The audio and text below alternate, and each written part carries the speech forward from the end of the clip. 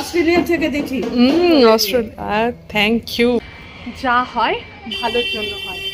আজকে যেটা হলো সেটা খুব ভালোর জন্য হয়েছিল। তো এই ক্যাফেটাতে আমরা এসেছিলাম আজকে একটু খাবার দাবার খাবো বলে, আর তার সঙ্গে কিছু ফুড রিভিউও দেবো।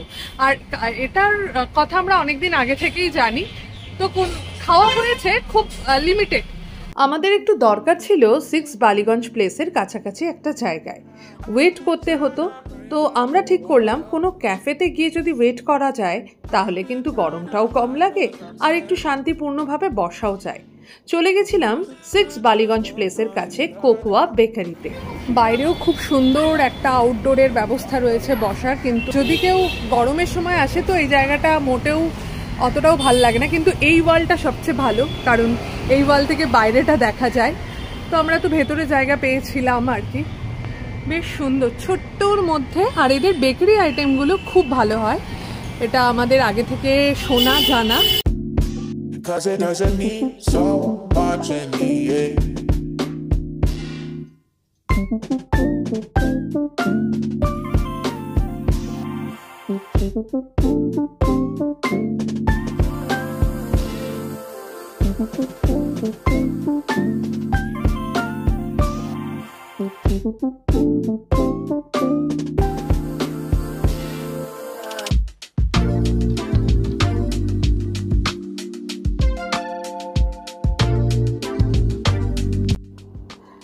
ভেতরে জায়গা পেয়ে গেছি, আর দুপুরবেলা ছিল বলে জায়গাটা বেশ ফাঁকা ফাঁকাই ছিল।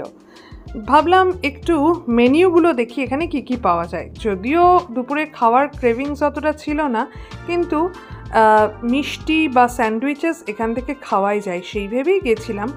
প্রাইস খানিকটা ওভার লাগলো, তবে মেক্সিকান ফুড আছে।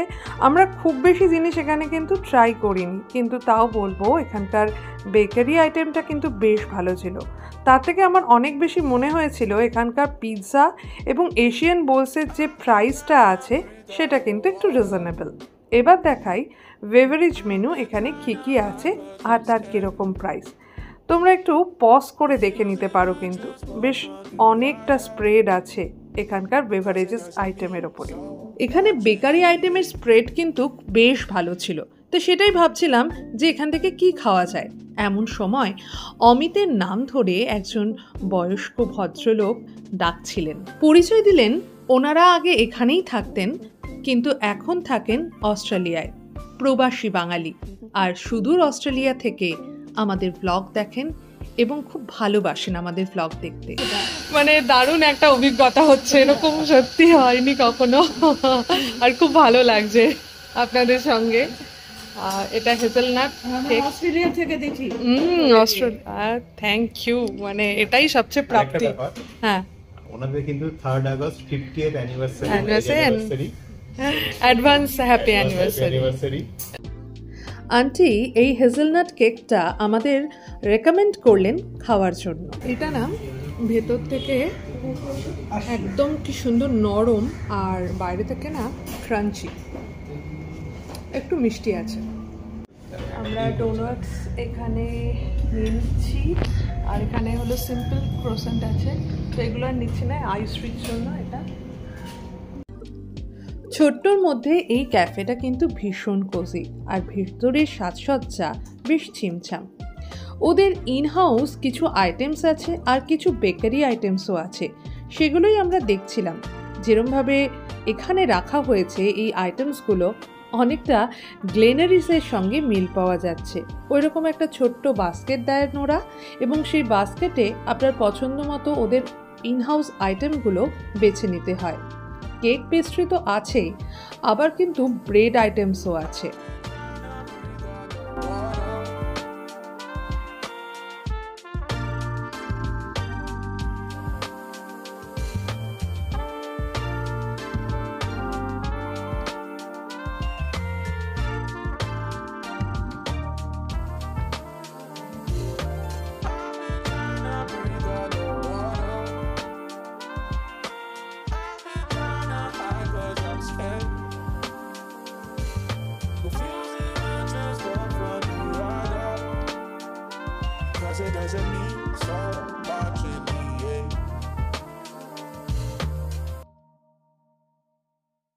প্রপারলি শুট করা বোধহয় হলো না। এটা একটা কি বলবো, এটা একটা হঠাৎ করে একটা এমন একটা ব্লগ হয়ে গেল। এটা আমাদের খুব হার্ট টাচিং একটা ব্লগ বলতে পারেন। ভেতরে অনেক কথা হলো, মানে যেগুলো কিছুটা শেয়ার করা যায়, কিছুটা শেয়ার করা যায় না। স্বাভাবিকভাবেই সব কথা তো সবসময় শেয়ার করা যায় না। অনেক লাইফ লেসন পেলাম, আর বয়োজ্যেষ্ঠদের সঙ্গে দেখা হওয়া এবং তাদের সঙ্গে কথা বলা, তাদের এক্সপিরিয়েন্সগুলো শেয়ার করা ভীষণ ভালো। এখানে যে আঙ্কেল এসছিলেন উনি বললেন যে উনি যখন চাকরি জীবনে ওনার হার্ট অ্যাটাক হয়, এবং আমরা মনে করি না সবসময় কলকাতার দিকে থাকা উচিত যাতে সমস্ত মেডিকেল সুবিধেগুলো পাওয়া যায়। তো আঙ্কেল চাকরি জীবনে সিডনিতে ছিলেন আর কি। তো উনি এমন একটা জায়গায় ছিলেন, সেই জায়গাটা একটু ছোট ছিল, কাছ থেকে সমুদ্র দেখা যেত ঘর থেকে। কিন্তু যখন উনি অসুস্থ হলেন, চপারে করে ওনাকে নিয়ে যাওয়া হলো। তো যাই হোক, সেই সব গল্প শুনলাম। আর মানুষের কপালে যেটা লেখা থাকবে সেটাই অ্যাকচুয়ালি হবে। এটা অ্যাকচুয়ালি ফুড ব্লগ নয়, এটা একটা লাইফ লেসন ব্লগ। যখন যা হবার হবে, হ্যাঁ আমাদের তো নিশ্চয়ই নিজেদের পক্ষ থেকে একটা তো ইনিশিয়েটিভ নিতেই হবে যে আমরা যাতে ভালো থাকতে পারি, কিন্তু অ্যাকচুয়ালি আগে থেকেই সব ঠিক হয়ে আছে। তো যাই হোক, আমরা যেটা অনুভব করলাম সেটা তোমাদের সঙ্গেও শেয়ার করার চেষ্টা করলাম। আয়ুশ্রী এটা রিসিভ করেছে, তাই তো?